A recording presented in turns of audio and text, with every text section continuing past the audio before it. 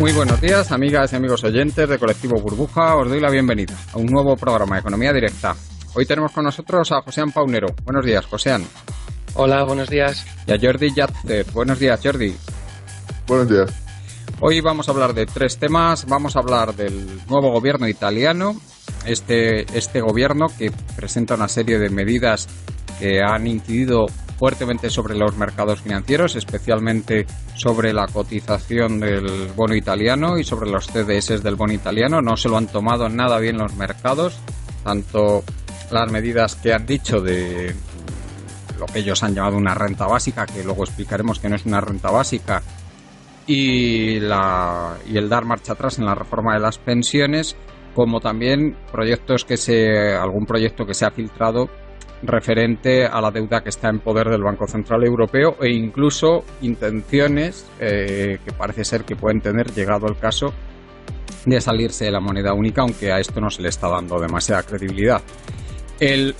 Hablaremos también de cómo puede repercutir esto pues en el futuro de la Unión Europea y cómo podría afectar a España, que ya lo está haciendo de alguna manera, aunque muy moderadamente, en los mercados financieros.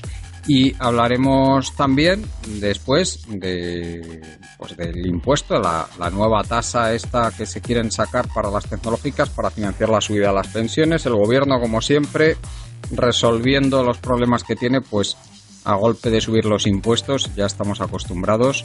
Y luego hablaremos pues de dos escándalos políticos mayúsculos que han sucedido esta semana.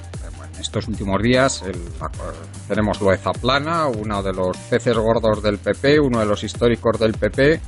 Pues nada, que como ya sabréis todos los oyentes, pues le han cogido pues con dinero negro, de comisiones ilegales que tenían paraísos fiscales. Bueno, lo que hemos contado aquí muchas veces, que era el modus operandi de toda esta clase política corrupta, pues aquí ya se ha comprobado que el expresidente de la Comunidad Valenciana era la forma que tenía de trabajar, y le han pillado y le han detenido. Y luego tenemos lo del chalet de Iglesias, que aunque ya hemos hablado en varios programas de ello, pues por supuesto nuestros dos contertulios, Joséan y Jordi, quieren también dar su opinión sobre el tema, porque está convirtiéndose también en un escándalo de proporciones. Vamos, esto parece un auténtico tsunami más que otra cosa. Pues algo que nunca se hubieran pensado Pablo Iglesias ni Irene Montero. Bueno, empezamos con el tema del gobierno italiano. Joséan, coalición entre el Movimiento 5 Estrellas y la Liga Norte. Yo creo que lo primero, para quien no lo sepa, es explicar qué es el Movimiento 5 Estrellas, qué es la Liga Norte y un poco lo que ha trascendido de las intenciones que tienen sobre su programa, tanto político como económico. Adelante, Joséan. Sí, bueno, el Movimiento 5 Estrellas, digamos que sería el movimiento de los indignados, ¿no? Hay gente que está haciendo similitudes entre Podemos y el Movimiento 5 Estrellas, pero la verdad que quedarse en esos paralelismos yo creo que es muy corto, realmente. O sea, puede valer como ejemplo, pero yo creo que tienen bastantes diferencias, ¿no?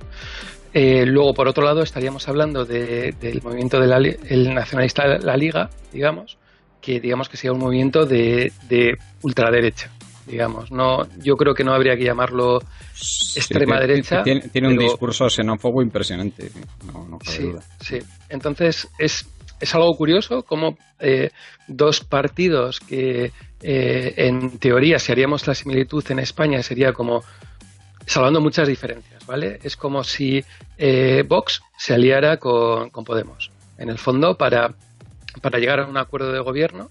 Y en ese acuerdo de gobierno, que ha sido bastante difícil, porque han pasado, pues creo que recordar, como unos 4 o 5 meses para poder llegar a este acuerdo después de las elecciones, se han puesto de acuerdo en un borrador, ¿vale? Que hay que pensar que es borrador de momento, o sea, que no hay más, en el que en 40 páginas pues hablan de muchas cosas que se pueden estar negociando, ¿no? O que se han negociado, ¿no? Es decir, que cuando han salido los medios de comunicación españoles que las 4 o 5 highlights de lo que se están exponiendo, falta muchas otras de las páginas, de las propuestas que se están, digamos, hablando, ¿no?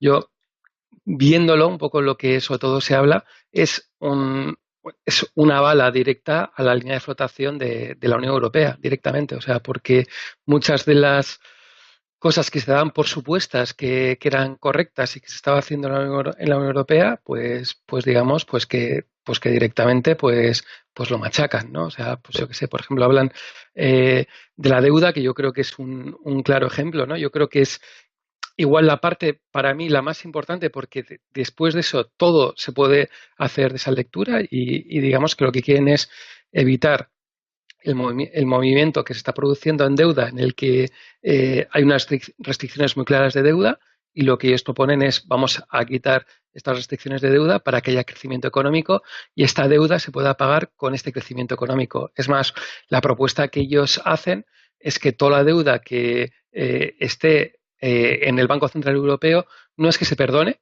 como ha habido diferentes medios de comunicación que han hablado, que piden esa condonación de la deuda, piden que no se tenga en cuenta dentro de una deuda, de la deuda en general. Es decir, que si Italia tiene una deuda del 130% y resulta que el Banco Central Europeo tiene una deuda, tiene asumida el 30% de la deuda pública de Italia sería ese 100%, ¿no? Entonces, Vamos, ¿esto que indica? o sea, que no se lo perdonen, pero que lo metan en un cajón y tiren la llave al fondo del mar, Que lo más o tienen menos. en otro, ¿no? Entonces, claro, para un inversor que va a invertir en deuda italiana es como decirle, tú tienes preferencia respecto al Banco Central Europeo porque esa deuda queda como relegada a un segundo punto, muy fuera de lo que pues de lo que para el Banco Central Europeo es que primero es la deuda, primero se paga la deuda y después haz lo que tengas que hacer de de bajada o aumento de impuestos, etcétera, ¿no? Yo creo que son de las cosas, esa es la base para que luego se entienda un poco todo, ¿no? O sea, pues por ejemplo el tema de la apertura a Rusia, ¿no? Sino que se ve como un socio comercial, más que otra cosa, ¿no? Rechazar todas esas sanciones, ¿por qué? Porque al final estamos hablando que si queremos vender en nuevos mercados y queremos aumentar esa producción, pues necesitamos poder vender en Rusia, por ejemplo, en otros mercados o en Irán o donde fuera, ¿no? Entonces, es una línea de flotación claramente, es decir, lo primero es este tema de intentar económico que no sea tan bestia y poder, digamos, salir de todo esto, ¿no? Hay luego más cosas como sobre todo el carácter, los guiños que hace la ultraderecha para sus votantes y luego pues también un poco esos guiños que va a tener el Movimiento 5 Estrellas, el M5E, para evitar que parezca tan de derechas, ¿no? La verdad que los mercados han actuado, pues yo creo que con bastante lógica y es que ha aumentado el tiro, la tasa interna de retorno que le piden a la deuda italiana y con ello nos está afectando a la deuda española también y aumentando el TIR. ¿Por qué? Porque es que son movimientos que no quedan claros y se ve que puede haber un aumento de déficit bastante importante, ¿no?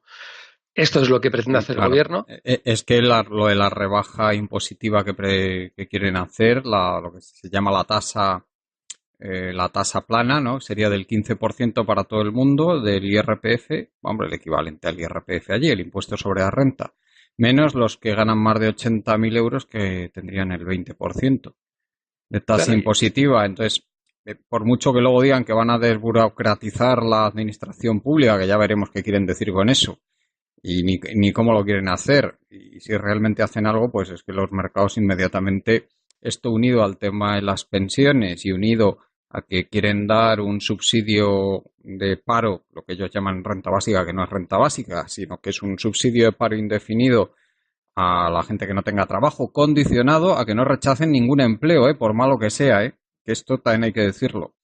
Pues pues claro, los mercados han interpretado que el déficit se va a incrementar exponencialmente, sí. Y porque tampoco se ve que propongan ningún tipo de medida para impulsar la economía italiana ni nada de eso. Sí, perdona, José, que te corto. sí, y digamos que luego también añaden nuevas cosas, ¿no? Como eh, esa pensión de ciudadanía que piden un umbral de pobreza por el que por debajo de esa cantidad, es decir, que se hace una pensión mínima de 780 euros, y a su vez también piden la supresión de pensiones por valor de más de 5.000 euros al mes, ¿no? Entonces, la primera pregunta que te encuentras es decir, ostras tú, que en Italia hay pensionistas que están cobrando más de 5.000 pavos al mes, ¿no? Entonces, no deben ser muchos, tampoco. no deben ser muchos, pero bueno, hay cosas que son, pues digamos, más lógicas, ¿no? Hay cosas como eliminar el IVA para productos para bebés, primas para la maternidad más altas, el tema de las pensiones es un cambio bastante profundo, y yo creo que hay cosas que también, lo que antes hablabas, ¿no, Juan Carlos? De esa famosa tasa de ese 15 o 20%. Pensar que si mañana Italia se convierte, que pagas unos impuestos del 20%, para un trabajador, un empresario, etcétera, pensar el movimiento que eso puede generar a nivel europeo. O sea, que realmente la tasa marginal que podemos tener en España oscila entre el 43-44% hasta el 52%. O sea, pensar la cantidad de empresarios que mañana pueden decidir voy a vivir digamos, a Italia, porque esa tasa de ese 20% sería de las más bajas a nivel europeo. Y que eso que también, ¿qué derivadas indirectas puede llegar a tener? Que incluso se habla también de que las empresas puedan tener un impuesto de sociedades todavía más bajo. ¿Por qué? Porque si estás pagando a nivel particular un 20%, ¿cómo vas a pagar un impuesto de sociedades del 30%? No se puede, tienen que... No, eso es inviable porque provocaría un desplome de la inversión. Tienen que adecuarlo. Tienen que adecuarlo, sí, tienen que armonizarlo con el impuesto sobre las rentas. ¿Sí? Entonces, aquí estamos hablando de algo que también tocaría mucho los cojones al resto de los países europeos, y es esa competencia desleal que en el fondo se está produciendo ya. O sea, estamos viendo sí, pero es Irlanda, pero Irlanda, por ejemplo, está desde el punto de vista de societario. Pero es más, hoy por hoy no es el país que tenga el impuesto de sociedades más bajo. Hay otros países europeos que tienen un impuesto de sociedades más bajo. Incluso podemos encontrarnos con el caso de Chipre, que es de juzgado de guardia, en el que tienen un impuesto de sociedades del 35%, pero tienen una desgravación de que solo pagas un séptimo, es decir, un 5% de todas las actividades económicas generadas fuera de Chipre. Es decir, tú eres una empresa digital, y luego lo hablaremos, que te empadronas en Chipre, tienes acceso a la Unión Europea porque tienes carnet europeo, es tu actividad económica, bien, pero como vendes sobre todo fuera de la Unión Europea y en Chipre, pues vendes muy poquito, pues realmente vas a pagar un 5% de impuestos de sociedades, pues real. No es del todo cierto que es ese 5, porque realmente tú pagas al 35 y luego te devuelven, y luego tienes que pelearte con los chipriotas para que te lo devuelvan, pero en teoría es ese 5%. O lo que hablaba en otro programa, que tienes a nuestro hermano Portugal, que tiene un impuesto del 20% para aquellas personas que vengan fuera de Portugal a empadronarse en Portugal, y durante 10 años tienen esa facilidad de que solo pagan ese 20% de impuestos a nivel de persona física, ¿no? Entonces, yo creo que todo esto es demasiado gordo para que le dejen que funcione. Y yo creo que en muy poco tiempo vamos a encontrarnos cómo va a haber los movimientos que están produciendo, que los mercados se producen porque los mercados están haciendo que suba ese tipo de interés, porque en cualquier momento pues al Banco Central Europeo se le puede hacer un movimiento en concreto, y de repente que Italia pues se pueda medio derrumbar. Problema que Italia es demasiado grande para que se derrumbe, porque si Italia se cae, la Unión Europea desaparece, ¿no? Entonces, yo creo que hay que tener muy en cuenta de lo que está pasando en Italia.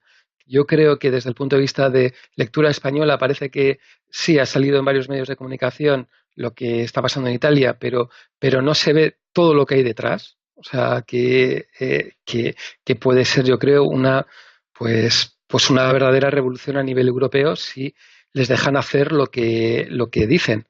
Que yo sinceramente creo que no les van a dejar hacer nada, o prácticamente nada de lo que están diciendo. Como un poco pues pasó en Grecia, ¿no? Que muy buenas palabras, un programa muy claro, y luego a ver lo que puedo hacer y dentro de lo que puedo hacer a ver lo que me dejan. Jordi, tenemos también el que quieren expulsar a 500.000 inmigrantes irregulares, por lo que parece, cosa que de hacerse pues provocaría también una crisis humanitaria dentro de la Unión Europea, pues vamos, si se hiciera de una manera brusca. Y bueno, también con esto han saltado todas las alarmas. Adelante, Jordi. Bueno, yo creo que esto, el papel lo aguanta todo, pero luego hacer efectivas estas políticas me parece muy complicado, porque aunque es cierto que la ciudadanía italiana es extremadamente crítica con las cuotas establecidas en la Unión Europea para el reparto de inmigrantes, de hecho, una de las mayores, vamos, de los puntos estrella del programa de esta coalición de la Liga y el Movimiento 5 Estrellas es que las cuotas deben ser renegociadas, ¿no? Pero a la hora de la verdad, el intentar expulsar a 500.000 inmigrantes, que sean 500.000 o 300.000, que es otra cifra de la que se habla, puede ser muy complicado y puede incluso el disparo salir por la culata, ¿no? Porque no es lo mismo prohibir la entrada a nuevos inmigrantes que a personas que ya están asentadas y tienen muchos de ellos raíces o están ubicados, incardinados en la sociedad en la que viven. A mí lo que me llama la atención es que si uno quiere explicarse lo que ha ocurrido en Italia, solo tiene que ir a las encuestas. Por ejemplo, el Pew Research, que es un centro de estudios y un centro de estadísticas, encuestas, etcétera, sociológicas de Estados Unidos, uno de los mejores y, a mi modo de ver, más neutros ideológicamente, pregunta a diferentes países de la Unión Europea, ciudadanos de países de la Unión Europea, cuál es su opinión, si son favorables o no a la Unión Europea. Pues bien, el país que más ha descendido su opinión, o sea, que más negativa se ha vuelto su opinión a la Unión Europea es Italia, con muchísima diferencia. En estos momentos, la posición de ser favorable o no a la Unión Europea en Italia está muy cercana a la del Reino Unido. Muy cercana en su nivel de negatividad. Y solo está por encima de la de Grecia. La visión de Grecia de la Unión Europea es terrible, ¿no? Por ejemplo, en Grecia hay un 36% de los ciudadanos que quieren directamente salir de la Unión Europea.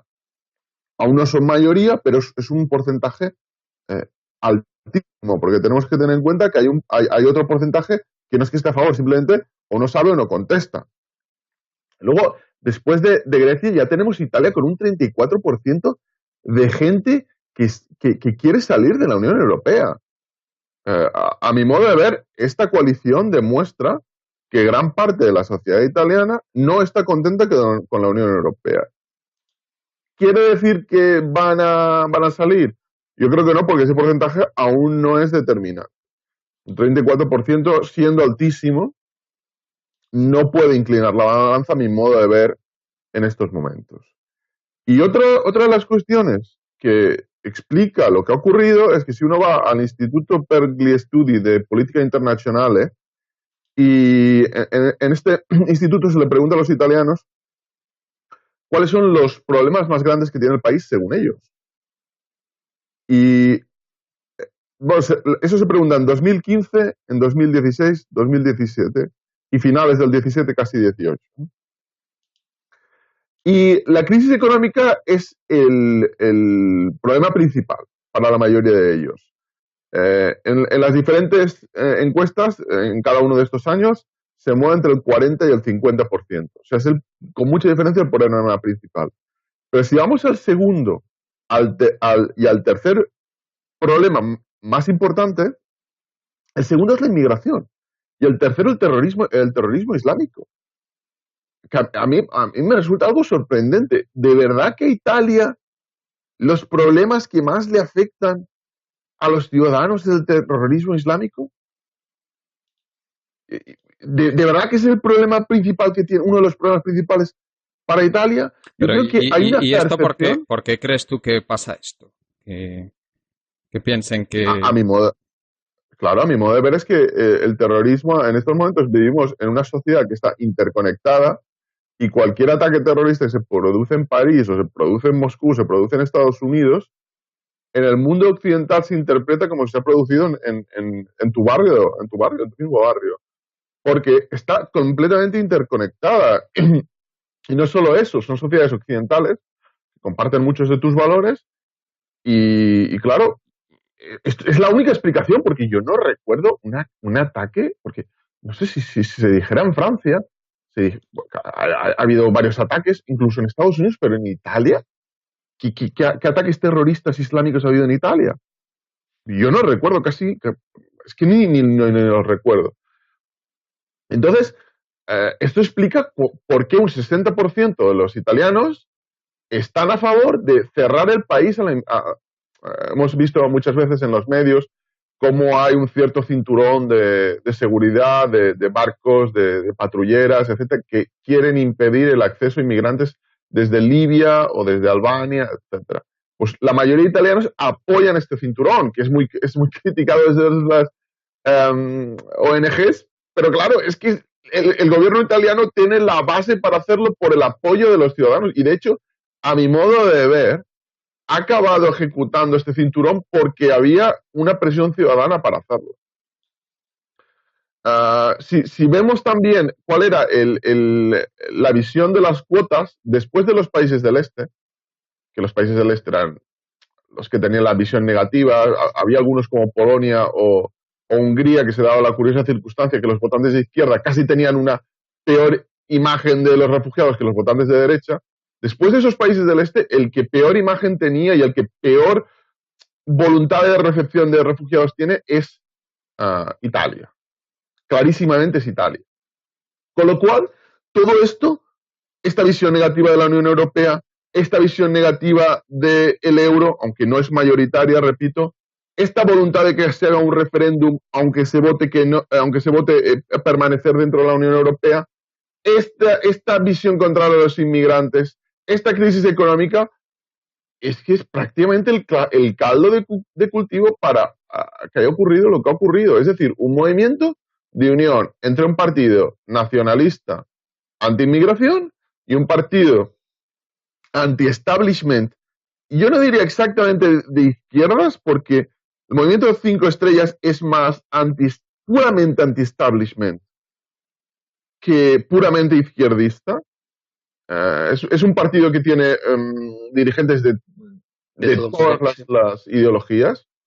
Entonces, es la situación perfecta para que se cree una coalición que apruebe o bien una renegociación de las cuotas de inmigrantes y de la política de inmigración parecida a lo que quería hacer el Reino Unido antes del Brexit.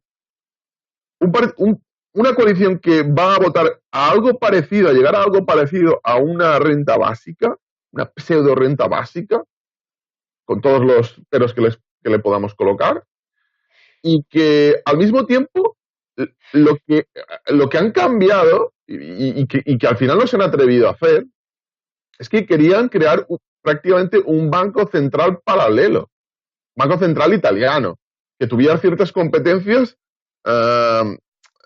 digamos, mucho mayores que las que puede tener en estos momentos el Banco de España comparadas con el Banco Central Europeo.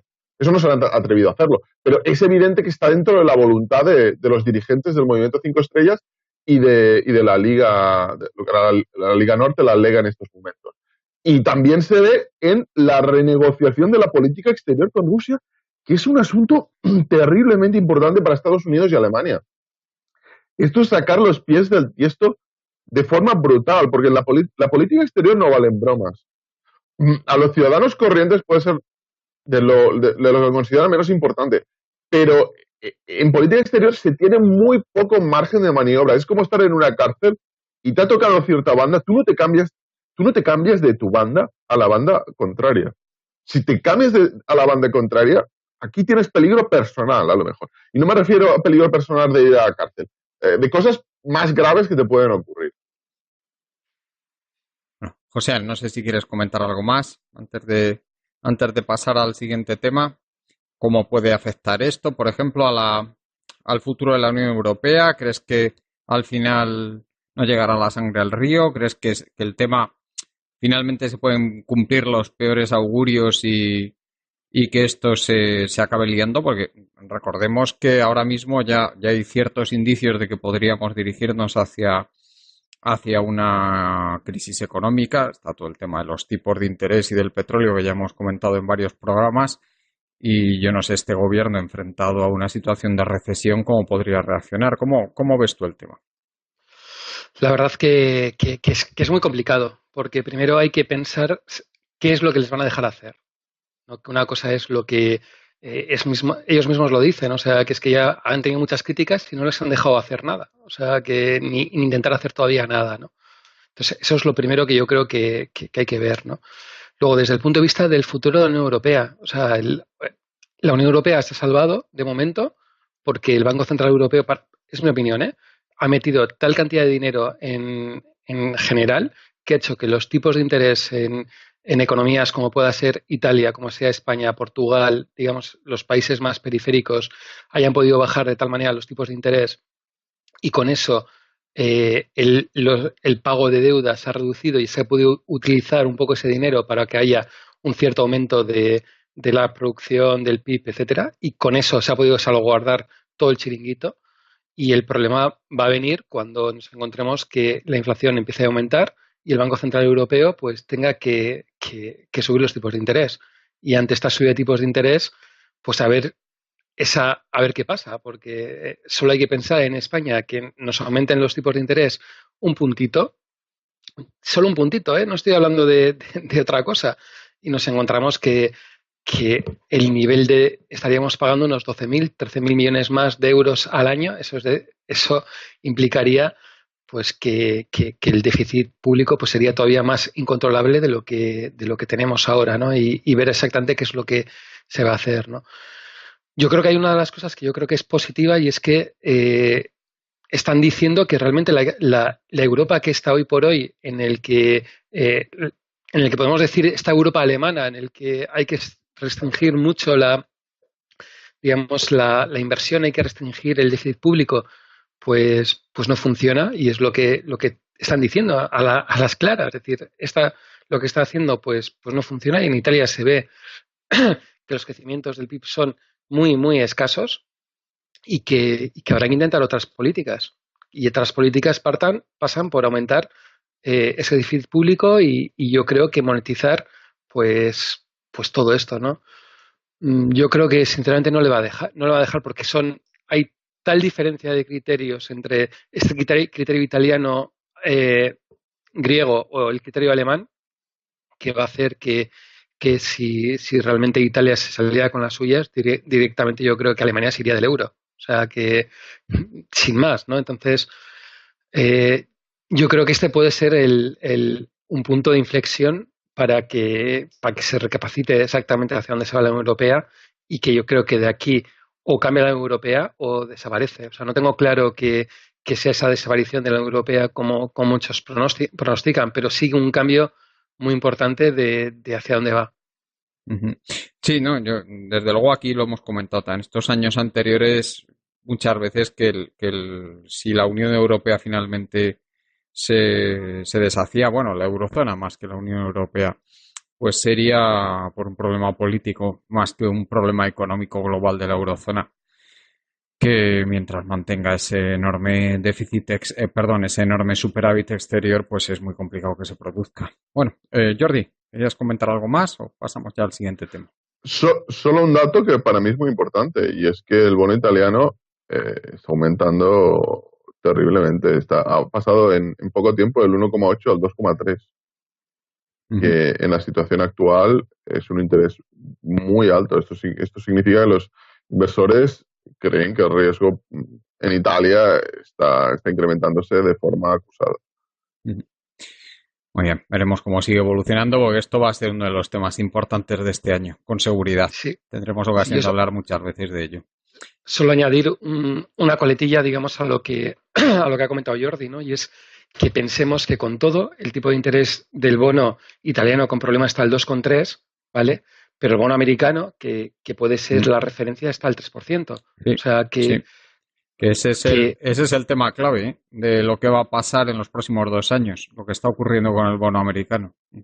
Que a alguien que le preguntes, que no, un poco fuera, o sea, que sea un inversor de Singapur, por ejemplo, ¿dónde prefiere tener su dinero invertido? Si en el bono americano al 3% o en el bono 2,3%, leyendo el programa que están diciendo con peligros de que te devuelvan o no devuelvan el dinero, pues igual el problema es que el margen que tiene de subida este bono italiano al bono español puede ser más importante de lo que yo creo que los propios gobiernos están pensando. O sea, que nos fuéramos a un tipo de interés de un 3,5 o 4% del bono español es que sería lógico. O sea, es que el problema que tiene Europa o España es más alto a largo que lo que puede tener Estados Unidos, pienso yo. Entonces, no sé, yo creo que estamos en una situación muy rara desde el punto de vista financiero y en cualquier momento vamos a tener verdaderos sustos. En Estados Unidos ahora mismo lo que está pasando básicamente es que hay unos problemas enormes para encontrar trabajadores cualificados y están teniendo ya fuertes tensiones de inflación salarial. En el conjunto de la economía estadounidense están ya los salarios subiendo al mayor ritmo en los últimos 16 años. Esto que en principio pues debería ser bueno, lógicamente, pero si lo juntamos con la subida de los precios del petróleo, pues nos va a llevar a una situación de fuertes subidas de una fuerte subida de tipos de interés. Es decir, y claro, con la inmensa deuda que hay en Estados Unidos, imaginaos, o sea, tenemos simplemente el sector del fracking, pues está en como le suban un punto los tipos de interés, va a haber quiebras, pero a mansalva ahí en ese sector, y como ese, pues hay bastantes más sectores, como el de los préstamos a la automoción, como también las hipotecas, que otra vez hay muchísima gente hipotecándose en Estados Unidos. Bueno, en fin, ya tendremos ocasión de comentar esto ampliamente. Sí. Bueno, pues vamos a pasar al tema del impuesto a las tecnológicas. Joséan, ¿cómo ves tú el tema? ¿Qué te parece? Y sobre todo, ¿cómo crees? ¿Qué valoración haces de que el gobierno una vez más opte por subir impuestos para solucionar sus problemas presupuestarios y dentro de tu sector, que es conoces muy bien el sector, ¿cómo ves que puede afectar? Bueno, yo creo que al final, primero, este gobierno y muchos de los gobiernos lo que hacen no antes es hacer una especie de globos sondas para ver exactamente cómo reacciona un poco el mercado. Y dependiendo cómo reaccione el mercado, pues actúan o dejan de actuar, ¿no? Entonces, primero, poner un impuesto está hablando de un impuesto del 5%, pero no se sabe si están hablando de un impuesto del 5% sobre los beneficios o un 5% sobre todas las transacciones económicas que se hagan. Realmente no se sabe, se habla del 5%, pero no se habla exactamente a qué base va a aplicar, ¿no? Problema que vamos a suponer una empresa que sea tecnología, que sea española. Esa empresa tecnológica española vende, nadie vende en Internet, siempre vas a tener clientes digamos, de cualquier otro país, ¿no? Es decir, que tú me pones una página web, te dedicas al tema publicitario. Digo publicitario porque sobre todo están hablando del tema publicitario y tú vas a tener clientes españoles, italianos y de Ghana, porque Internet es muy amplio, ¿no? Entonces, esa empresa al final tendría su posibilidad de decir, vale, si este gobierno me va a aplicar un 5% sobre todo lo que facturo y yo sé que tengo un 60% de españoles, pero el resto de otros países, pues directamente pienso y digo, he oído a un tal Josean en Internet que dice que se vayan a Chipre, que va a pagar un 5% de sociedades en vez de pagar el 25%. Pues bueno, pues me quito, cambio la sede social. Es que no tienes que cambiar, es que incluso yo creo que hay mucha gente que no se da cuenta que estamos hablando de una Unión Europea, que tú puedes mover tu empresa de España a Chipre con pasaporte europeo y ya está. O sea, sí, hay muchos problemas porque se hace mucho para evitar que haya para que se haga, pero no es que tienes que crear otra empresa en Chipre. No, tú trasladas la sede social de España a Chipre. Vas a pagar ese 5% de impuestos a sociedades al final y dices, bueno, pues vale, pues méteme ese otro 5% de lo que quieras meter. Voy a pagar un 10, vale, perfecto, pero no voy a pagar esas cantidades, ¿no? Entonces, el problema aquí es que ¿quién mete una serie de impuestos a una serie de empresas que la posibilidad o la movilidad que tienen geográfica es espectacular. Al final tú puedes hacer, hay muchas empresas que pueden hacer su actividad económica donde sea y tengo la sensación de que pues lo que muchas veces pasa en los gobiernos que hacen ese sondeo, piensan que gracias a esto van a conseguir una recaudación determinada y lo que se pueden encontrar es el efecto contrario, de que consigan ese 5% de recaudación, pero consigan que muchas empresas trasladen su sede social a otros países europeos y ese impuesto a sociedades que hoy por hoy pueden estar recaudando, pues desaparezca. O esa IRPF que estén recaudando desaparezca, etcétera, ¿no? Entonces, yo creo que tendrían que darle una vuelta más, sinceramente, y creo que y creo que tendría que ser que esto se tiene que hacer a nivel europeo.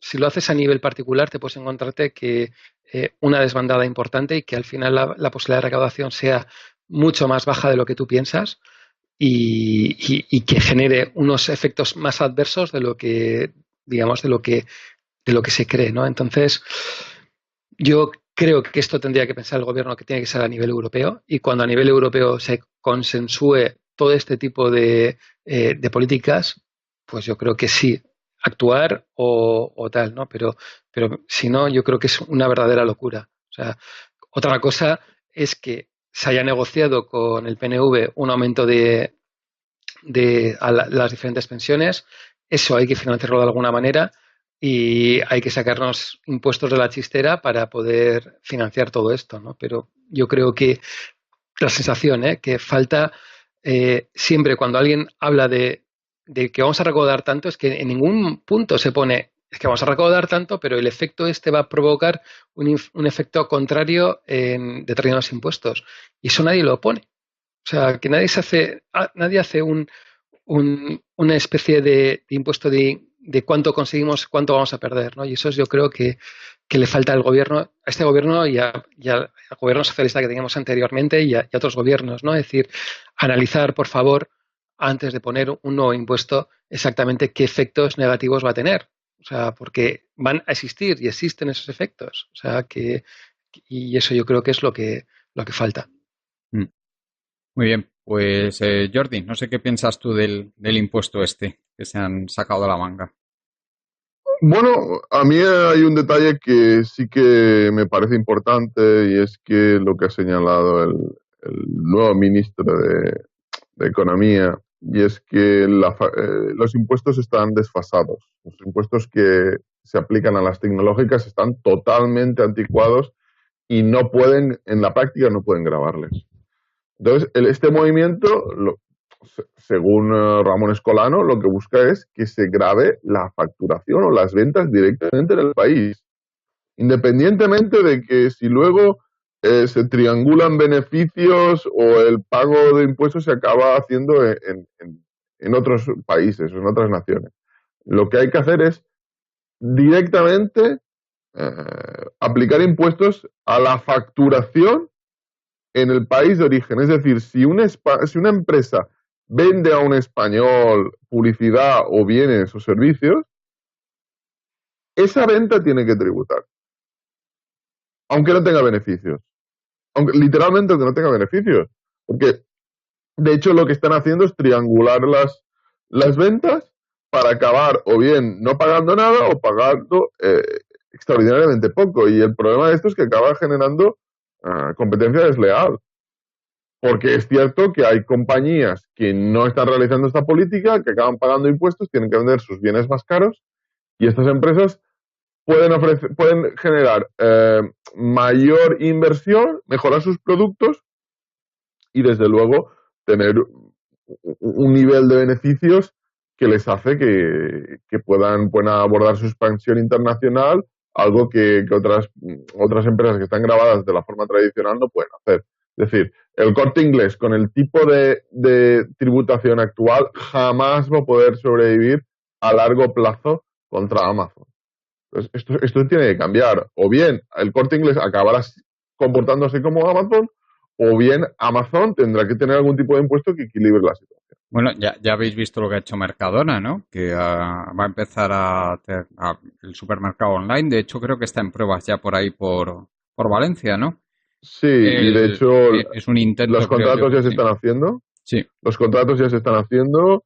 Los planes de inversión de Mercadona son estratosféricos, literalmente estratosféricos. Yo creo que Roche es una persona con visión, pero una persona que ve claramente que tiene que tomar esta medida y si lo consigue puede convertir a Mercadona en una empresa, yo diría que de cabecera no solo para España, sino para el sur de Europa. Muy bien, pues bueno, si queréis pasamos ya al último tema del día. Zaplana, ahí tu, tu vecino de comunidad autónoma, Jordi, y que desde luego una auténtica figura en el mal sentido de la palabra, ¿no? Pero bueno, figura al fin y al cabo, una persona conocidísima en el mundo de la política, no solo a nivel de la Comunidad Valenciana, sino a nivel nacional, y desde luego le han pillado, pero de la forma más lamentable que se pueda uno imaginar, ¿no? Con el tema este trayéndose el dinero negro de un paraíso fiscal que presuntamente lo había sacado de comisiones ilegales. Coméntanos un poquito cómo está el tema.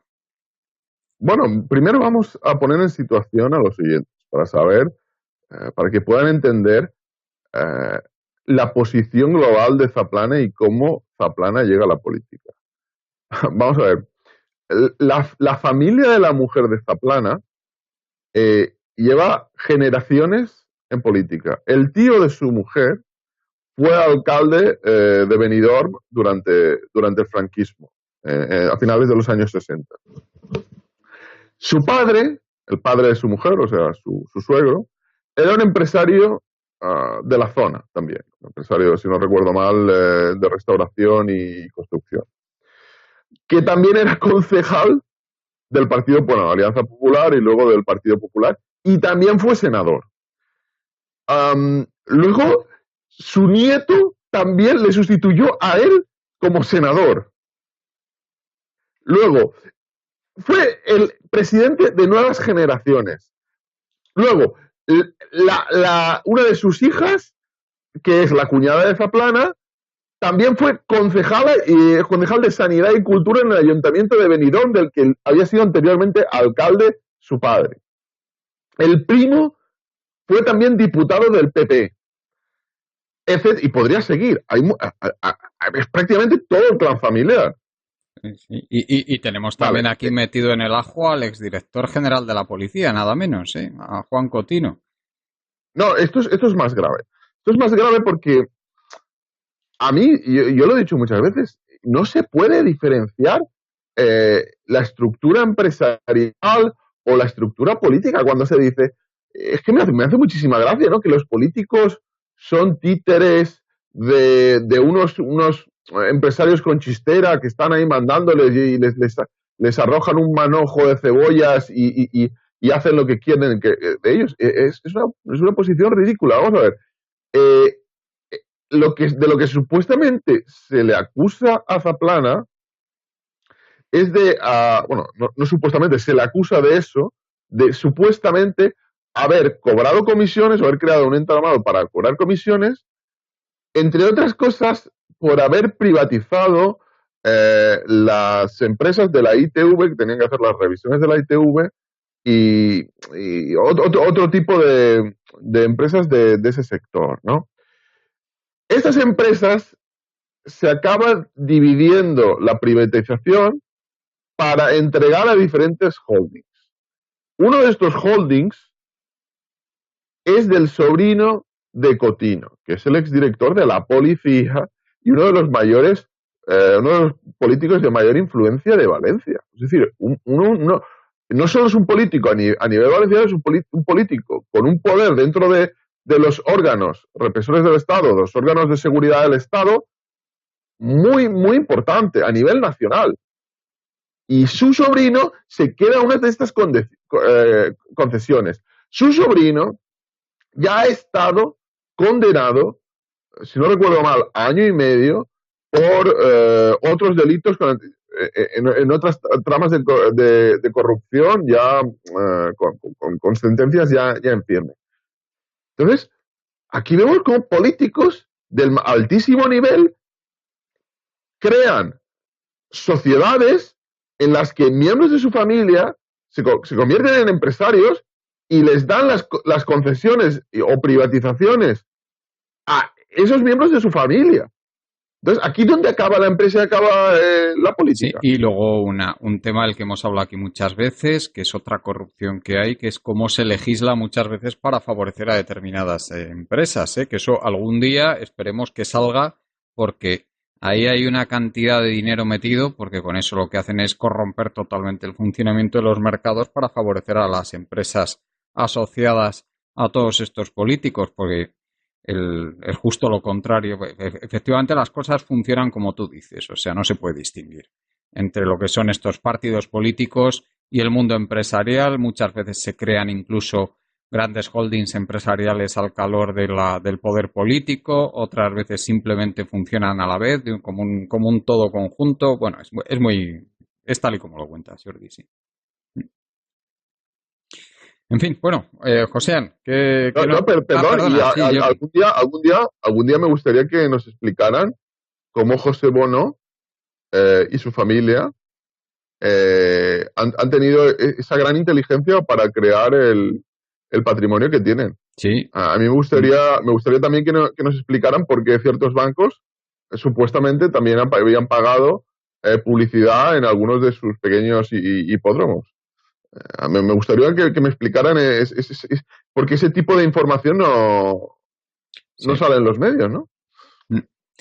Y ya no hablemos de concesiones de seguridad, de algunos exministros. Sí, lo de las empresas de seguridad.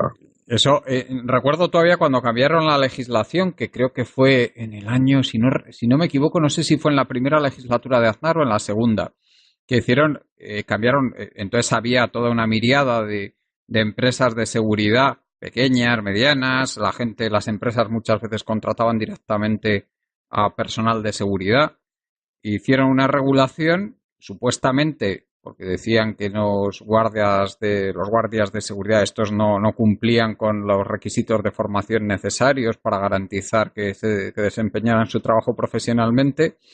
Crearon una regulación que finalmente lo que consiguió fue terminar prácticamente con todas las pequeñas empresas de seguridad y obligar a las empresas que necesitaban personal de seguridad a contratarlo a determinadas empresas grandes que curiosamente muchas de ellas estaban asociadas a personas del PP, exministros, como tú dices, sí. Además, estuve por ahí cerca de donde vive Joséan, preferentemente. Bueno, Joséan, ¿qué nos puedes decir de este nuevo e inmenso escándalo de corrupción? A ver, yo añadiría una cosa que es curiosa, y es que hace una semana un amigo me comentó, dice, espérate que dentro de una semana seguro que sale algún caso de corrupción en el PP. Y me quedé diciendo, digo, pero ¿qué dices? O sea, ¿cómo sabes que dentro de una semana va a salir o tal? Hay que recordar que hoy se vota los presupuestos del Estado. Hoy hace falta los votos del PNV. Hoy es el día en el que al PNV no le interesa que haya nuevas elecciones y que el Partido Popular salga muy debilitado y con ello poder cambiar el gobierno. Prefiere tener al Partido Popular así que otra cosa. Entonces, todos estos movimientos es algo que incluso o es casualidad, que puede ser casualidad, o sea, que no digo nada, que puede ser casualidad, pero que haya salido justo ahora, creo que también hay que pensarlo que estamos hablando que hay intereses. O sea, al final, este caso ha podido ser la puntilla para que el PNV decida su voto hoy, decida su voto de apoyar los presupuestos por la extrema debilidad que tiene el Partido Popular. Y el PNV, sobre todo, lo que no quiere es que haya nuevas elecciones y perder ese poder de decisión, ¿no? Entonces, es algo que es una lectura que igual no os parece una tontería, pero que justo un amigo me lo dijera hace una semana y que realmente ha salido, pues te hace que pensar que todo esto sale, y yo creo que los poderes políticos lo saben. O sea, mi sensación es que esto sale incluso desde el propio Partido Popular, este tipo de cosas, porque si no lo entiendo. O sea, no entiendo cómo o son tan malos, o sea, que igual también, o que salga estas investigaciones en estos momentos es que hay intereses muy claros para que salgan, ¿no? Solo eso. Ujú. Bueno, Jordi, no sé si quieres comentar algo más de esto, ya pasar al tema del chalet. Sí, bueno, a mí me gustaría decir que Zaplana también se ha comprado una vivienda en los últimos días. Una vivienda, creo que de 2,8 millones de euros. Bueno, desde luego le sobraba, con lo que tenía en los paraísos fiscales. Supongo que la habrá Pues supuestamente. Que a lo mejor todo esto lo ha conseguido con su sueldo de diputado. Sí, sí. Bueno, pues coméntanos un poquito, ¿qué te parece a ti el escándalo que inmenso también que se ha montado con el tema de la compra del chalet por parte de Iglesias y Montero? Am, a mi modo de ver, el mayor problema de la compra de este chalet o de esta vivienda unifamiliar por parte de Pablo Iglesias no es una cuestión, todos sabemos que no es una cuestión legal. Es decir, no están haciendo nada ilegal. Y a mi modo de ver, ni siquiera están haciendo nada inmoral. Es decir, una persona puede ser de izquierdas o puede ser de derechas y puede comprarse una vivienda unifamiliar. De hecho, la, la, ma- una- la gente que tiene los sueldos, los trabajadores que tienen los mejores sueldos, al partido que más votan es a Podemos. Es decir, no hay ninguna contradicción en que dos médicos o dos profesionales liberales de los mejores pagados, con una gran educación, no puedan votar a un partido que sea muy de izquierdas. Yo no le veo ninguna contradicción. A lo que le veo la contradicción es a lo siguiente. Y es que dijo literalmente, antes de llegar a política, que ¿confiarías tú en un político que se compra un ático de 600.000 euros? Criticando a De Guindos porque había comprado una vivienda de ese tipo.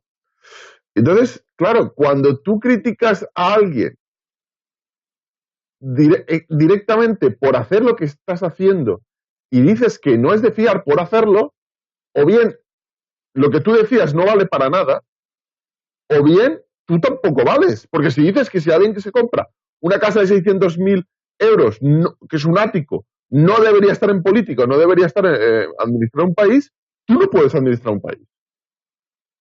Entonces, a mí me parece que fue un error gigantesco este comentario que probablemente estuvo basado porque en esos momentos el perfil que quería dar a su partido era un perfil más antisistema, un perfil más anti-establishment y más, digamos, un partido anticasta. Pero en estos momentos, y yo creo que cuando veo vídeos de Pablo Iglesias o veo fotos, yo no sé si os habéis dado cuenta de algo que le está ocurriendo, pero se le están blanqueciendo el pelo alrededor de las orejas. Yo le noto como unas canas alrededor de las orejas. Y yo creo que él no se dio cuenta que eso le iba a pasar. Y claro, cuando tú afirmas eso, a mí me recuerda mucho al clásico ejemplo que siempre se dice de broma, ¿no? De cuando un cura está criticando en las homilías la homosexualidad, se le critica la homosexualidad, que es lo peor, que es un pecado, que es terrible. Y todos sabemos que es una orientación sexual y que no debería haber ningún problema con ello. Y luego a ese mismo sacerdote se le pilla en un bar gay. El problema no es que ese sacerdote sea gay. Incluso, de hecho, hay sacerdotes abiertamente gays que están en conflicto con la iglesia. El problema es que el discurso que tú tenías anteriormente, en lo que está mirando es tu credibilidad personal. Y eso es gravísimo. En estos momentos, ¿cuál es la credibilidad personal de Iglesias respecto al modo de vida? ¿Que alguien se puede creer algo de sus opiniones personales respecto a los ingresos que se deberían de tener o a cómo se debería de vivir o a cómo debería ser la sociedad? No tiene ningún tipo de credibilidad. Y el problema es que la salida es aún peor. Si perdieran este revocatorio que han sacado, que yo dudo que lo pierdan, pero si lo perdieran, es que incluso dañarían más aún al partido, porque se quedaría sin líder, mostraría disensiones internas y acabaría, yo creo que acabaría en porcentajes de Izquierda Unida del 10-12%. Entonces, es una situación terrible a la que ha puesto al partido, y no por lo que ha hecho, sino por lo que dijo en su momento. Joséan, ¿cómo ves tú el tema del chalet? Bien, yo creo que hay varias cosas, ¿no? Yo creo que lo que ha dicho Jordi es claro. O sea, al final cada uno con su dinero pues hace pues lo que quiera, ¿no? Y demás, ¿no? Lo que pasa que tienes que ser coherente con lo que dices y a lo que atacas, ¿no? Que también es cierto que también todas las personas pueden cambiar digamos, de opinión y hacer cosas, ¿no? Hay una de las cosas que yo creo que a mí me parece pues igual la parte importante, ¿no? Y yo creo que se está hablando siempre de los tres salarios, ¿vale? Y se habla de los tres salarios desde el punto de vista público, ¿no? Es decir, que si vemos pues, a Pablo o vemos a otros dirigentes, al final estamos hablando que son personas que cobran lo que sea de su actividad, digamos, política, y luego a su vez cobran por otras cosas, desde el punto de vista de derechos de imagen, desde el punto de vista de ir a tertulias, etcétera, etcétera, ¿no? Entonces, qué es lo que es en realidad? Que sí, que tú puedes estar diciendo que estás cobrando 3 sueldos y que estás pues como tus votantes, pero la realidad es que tú cobras 3 sueldos de la parte política y luego de todo lo demás cobra lo que haga falta, ¿no? Y es decir, que estamos hablando de que hay un cierto sinsentido, ¿no? Estamos hablando de una persona que está diciendo que esto es lo máximo que va a cobrar y que tiene una dedicación que podemos decir o yo pensaba que era una persona que tenía una dedicación exclusiva al partido político y que todo lo que podía, digamos, estar recibiendo de la tuerca o de otras cosas, pues al final se donaba. Es decir, que él vivía con sus 3 sueldos, 3 salarios mínimos interprofesionales y todo lo demás se donaba. La realidad es otra. La realidad es que sí, lo que gane políticamente después de esos 3 salarios lo dono, correcto, pero luego todos mis derechos de imagen que recibo, etcétera, me los quedo. Entonces, la pregunta es, ¿todo eso que estás recibiendo de derechos de imagen, de qué procede? ¿De lo bueno que eres o que gracias a la política Eres conocido. realmente Sí. eres conocido, ¿no? Entonces, es un poco absurdo, ¿no? Es decir, vale, yo de política voy a cobrar esto, ya está, no voy a cobrar nada más. Perfecto. Pero gracias a todo esto voy a participar en todos los programas de televisión que quiera, voy a ser un contertulio en Sálvame, porque de ahí no voy a tener que pagar nada, realmente, que ya con eso se queda, ¿no? Entonces, yo creo que esto es más grave de lo que parece. Yo creo que habría que hacer una reflexión muy fuerte en Podemos en el sentido de decir, ¿qué es exclusividad? Porque, vale, yo puedo entender que alguien participe en una tertulia determinada, que reciba una contraprestación económica porque es favorable para Podemos, es decir, que la actividad de un político no solo hay que pensarla que se hace en el Parlamento, sino que se hace en muchas más cosas, y B, hay que pensar que todos esos ingresos que se reciben de otras actividades, pues tendría que haber una cierta exclusividad en el sentido o definirlo, ¿no? Es decir, tú que recibas por haber escrito un libro, esos derechos de autor, ¿de quién son? O sea, son tuyos, pero moralmente no son tuyos. O sea, que lo haces por otra cosa, o haber ido a ciertas actividades de contertulio o tal, ¿no? Entonces, Que yo creo recordemos que eso... que en las cadenas nacionales están muy bien pagadas, ¿eh? Eso me consta porque yo no he ido nunca a una tertulia de esas en una cadena nacional, pero tenemos aquí gente que ha participado que sí lo ha hecho, ¿eh? Y a nosotros nos lo han, vamos, a mí me lo han dicho, ¿eh? Lo que se cobra en esas tertulias, se imagino que a una persona tan conocida como Iglesias cobrará todavía más. Claro, hay que ver que una de las cosas que, por ejemplo, yo creo que es bueno que tiene Podemos es el tema de transparencia, digamos, y que puedes ver, simplemente buscar declaración de la renta Pablo Iglesias y te va a salir lo primero en el portal de Podemos, la transparencia, los diferentes sueldos, salarios que tiene, etcétera, ¿no? Tienes ahí para declararte los bienes al 2016, etcétera, ¿no? Es decir, que bueno, que cuando acabe la declaración de la renta ahora, entiendo yo que lo pondrán, ¿no? Pero yo creo que estamos hablando de que hay mucho votante que está pensando que son 3 sueldos en total y que esta persona cobra 3 sueldos de todas sus actividades profesionales que está realizando y no. O sea, es que es absurdo. Es como si de repente alguien que tiene una actividad profesional de médico sigue trabajando como médico, es político y dice voy a cobrar 3 sueldos y me voy a tocar los huevos y no voy a ir a política y no voy a ir al Parlamento ni voy a hacer nada. Según esto se puede hacer, ¿no? Entonces, yo creo que eso es realmente lo grave, yo creo, de todo esto. No es tanto que una persona se compre un chalet. El problema que es que mucho votante de Podemos se echa las manos a la cabeza porque pensaba que esta persona estaba cobrando 2.000 euros y la otra persona está Sí, cobrando 2.000. sí. Y dice, ¿y cómo puede? Y la prueba la tienes, Josean, perdona que te corte, en que cuando surgió la polémica con el chalet en el viso de Carmena, la cosa, cuando vieron que a la gente que le había votado, a la gente de izquierdas, le daba el tema exactamente igual, pues la cosa no fue a mayores. ¿Y por qué le daba igual? Porque ese chalet se lo había comprado con su sueldo de jueza y con el sueldo del marido cuando tenía el estudio de arquitectura, que no tenía nada que ver con la política, ninguna de las dos cosas. Sí, perdona, Claro, José.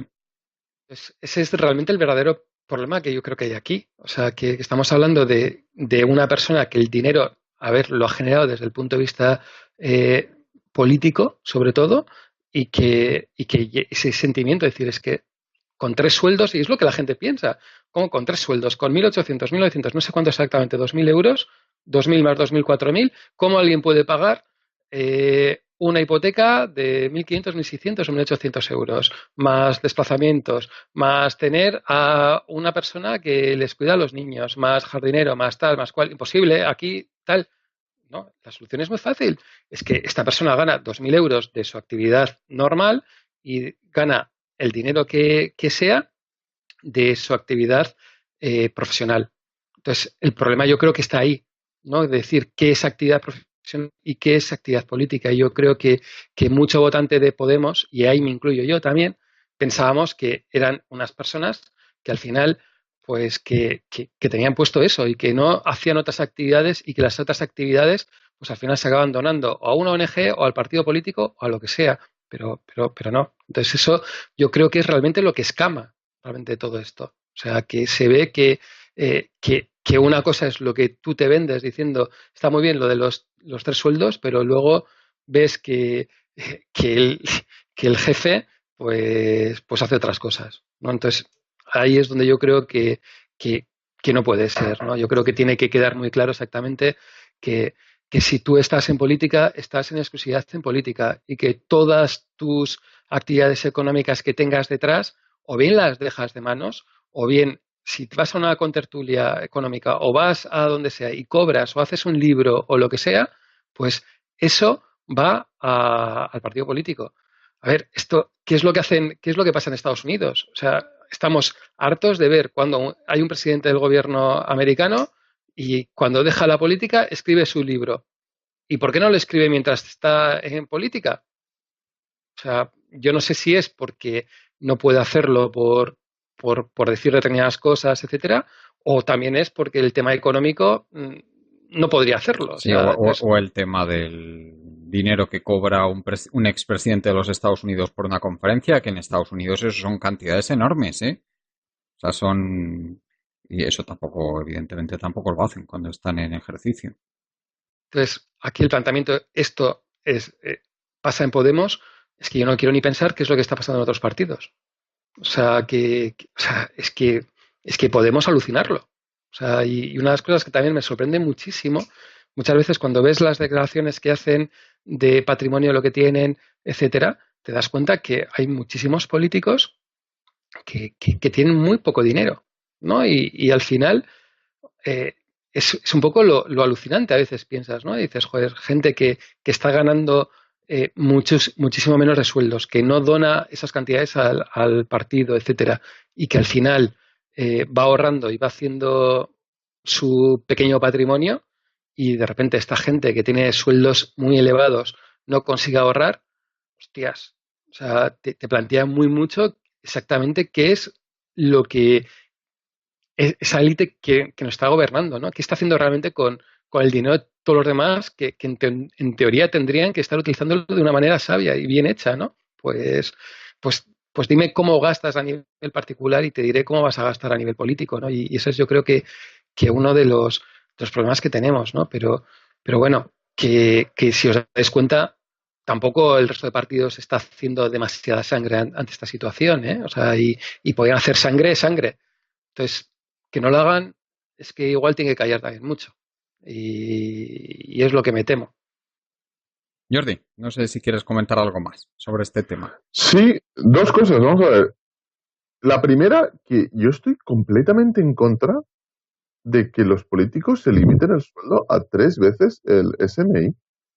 Estoy completamente en contra. Es que me parece algo ridículo. Es que la corrupción o las buenas maneras dentro de la política no dependen de cobrar 3 veces o 2 veces o 4 veces. No es esa la cuestión. La cuestión es robar. Esa es la cuestión.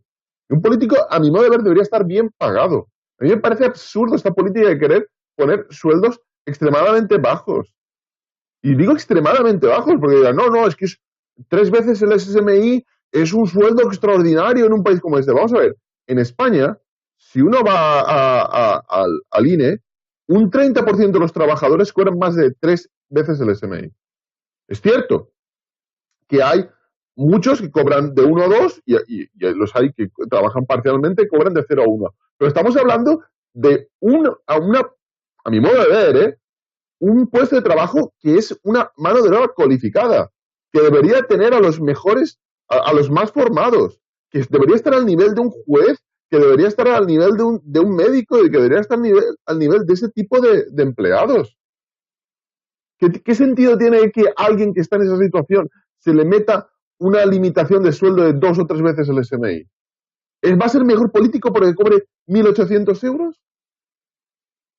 Y es que me parece ridículo. Me recuerda cuando Evo Morales quería buscar a alguien que aceptara dirigir la empresa de hidrocarburos del país por $1.000 al mes.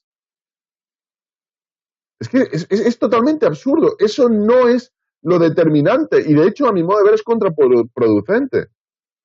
Y cuando se ha defendido, lo peor de todo esto es que cuando se ha defendido desde Podemos la compra de esta casa, es cuando peor se ha hecho. Es cuando se han intentado justificar. Por ejemplo, Juan Carlos Monedero escribía esto respecto a la compra de la casa. Cito. Así que los incendios de Pablo Iglesias e Irene Montero van a pagar de por vida una letra de 500 euros en vez de haberse ido de alquiler a pagar 1.000. Malditos rojos que no viven debajo de un puente. Terminarán por querer estudiar en la universidad. O sea, tú no puedes ser uno de los mayores representantes del partido, o afín al partido, o persona que actúa en la práctica como un portavoz del partido, y decir que van a pagar 500 euros cuando no van a pagar 500 euros. No van a pagar ni el doble de 500 euros y no van a pagar ni siquiera el triple de 500 euros. Van a pagar más de eso. No puedes decir de por vida cuando hay un plazo determinado. Y Irene Montero no tiene 50 años para que la hipoteca represente el resto de su vida. Y no puedes decir ese tipo de cosas. Y no puedes decir que no están especulando y luego que es mejor comprar.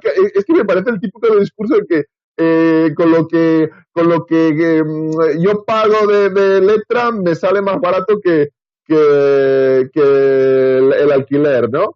Es un discurso que es cierto en el fondo, el de la mayor,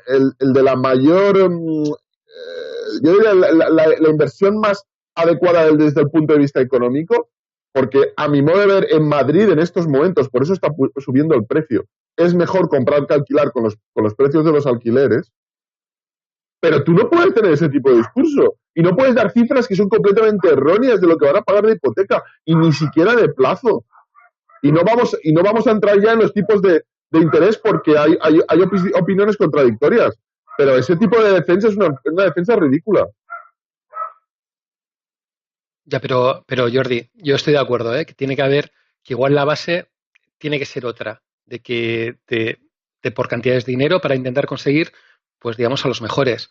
Pero lo que no puedes hacer, digamos, es decir una cosa y luego hacer otra. O sea, dilo, cámbialo. O sea, vota y lleva a Podemos y hace unas votaciones, pues, pues más importantes, casi que decir que si tienen que rescindirse o no por haber comprado el chalet, ¿no? Aquí lo importante es decir cuáles son las cantidades que tiene que tener una persona para que pueda tener esa actividad normal. Y al final, si se ha considerado que son 3 sueldos, es porque yo no tanto creo que sea por esas cantidades de esos 3 sueldos, sino como decir, una forma de que el salario mínimo tenga que subir. O sea, ¿por qué el salario mínimo tiene que ser 600, 700 euros? Yo creo que si el salario mínimo tendría que ser 1.000 euros, pues al final eso es lo que tienes que pelearte. Y la idea va por ahí también, para que sea una forma de incentivar que estas personas se peleen porque al final ese salario mínimo pues vaya aumentando.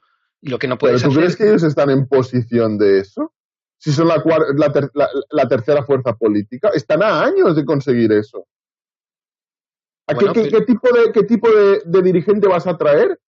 Vas a traer un tipo de dirigente que o bien va a ir en contra de lo que acaba de hacer, que es exactamente lo que ha ocurrido, que no ha cumplido lo que está haciendo, o bien que va a buscar subterfugios. Porque claro, si tú luego no incluyes lo que ganas de forma externa, si no incluyes los complementos, etcétera, en el fondo lo que estás haciendo es un equivalente al fraude de ley. No estás cobrando 3 veces el SMI. Entonces, ¿para qué estás prometiendo todo eso? Es un caso de hipocresía. Lo que parece es un logrero de la política. Un tío que te querías colocar en política y ya está. Y eso es lo que está aparentando de todo esto. Una sustitución de élites, gente cualificada e inteligente, porque yo os considero personas inteligentes, me parece Pablo Iglesias lo es, pero me parece la clásica teoría de sustitución de élite, gente que no ha entrado en la élite y quiere sustituir a la que hay. José, no sé si quieres comentar algo más antes de ir terminando. No, nada más, nada más. Yo creo que ha quedado claro las dos posturas. Pues muchas gracias, José, por tu participación, como siempre. Jordi, no sé si quieres comentar algo más antes de acabar. Sí, solo una cosa, y es que, bueno, ahora los miembros de Podemos van a votar si debe continuar como dirigente Pablo Iglesias o no. Y lo peor de todo es que después de haber ocurrido esto, si Pablo Iglesias no sigue como dirigente de Podemos en este revocatorio, vamos a ver cómo acaba el partido, ¿eh? Bueno, vamos a ver. Yo creo que lo va a ganar de calle, ¿eh? Ahora, sí, yo creo que también, porque va a utilizar las herramientas internas. Va a haber eso sí, va a haber ahí un porcentaje, a lo mejor del 10, el 15% que va a votar contra él, pienso yo, pero vamos, que de calle creo que lo va a ganar, ¿eh? Si no, no lo hubiera hecho. Y también hay que fijarse mucho en la gente de abstención que va a haber, que yo creo que la abstención va a ser más bestia de lo que, de lo que se cree. Yo creo que ahí está la clave, más que si un sí o un no, que yo creo también como vosotros que es un sí, pero la abstención yo creo que es lo que lo que puede cambiar mucho. Y eso es lo que yo creo que tienen realmente miedo, esa desmovilización de la gente, porque hay que pensar que todo esto desmoviliza a la gente, que es algo que sí. Esa es la clave. Sí, esa es la clave. A la izquierda, básicamente. Esa inmensa cantidad de voto de izquierdas que no vota porque no cree que el sistema desde dentro pueda hacer nada para cambiar. Pues... Claro, es que vosotros pensar que estamos hablando de mucho votante de Podemos, correcto, pero también estamos hablando de mucho afiliado de Podemos que está trabajando por la FEIS, ¿vale? Porque cree en una serie de ideales determinados y cree que sus dirigentes ganan como él, porque que ganan como él, o si gana más, dice, bueno, pues por lo menos están actuando, pero ganan menos que yo, ¿vale? O sea, esas dos cosas. Y luego encontrarse que de repente tienes a una persona que gana lo que gana por otras actividades de derechos de autor, etcétera, etcétera, etcétera. ¿Tú vas a trabajar gratis? ¿Vas a darlo todo ahí cuando tienes que ir a entregar pasquines, pins y demás mierdas? Y yo creo que eso es algo que va a hacer que sí, que ganará la votación, ganará tal, pero que va a haber una desmovilización de mucha gente que gratuitamente se movilizaba para todo esto, que yo creo que esto va a afectar más de lo que se cree. Y eso No, pero creo. lo que has dicho es muy importante, José.